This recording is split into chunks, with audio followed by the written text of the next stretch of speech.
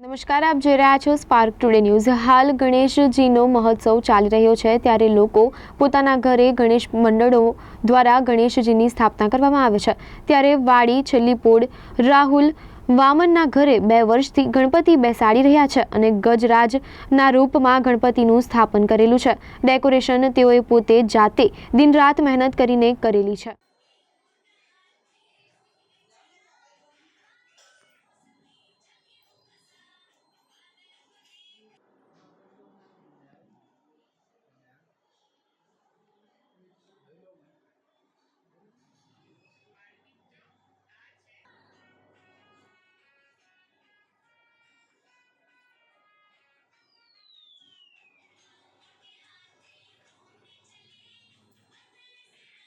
Jay Ganesh, Ganpati Bappa Morya.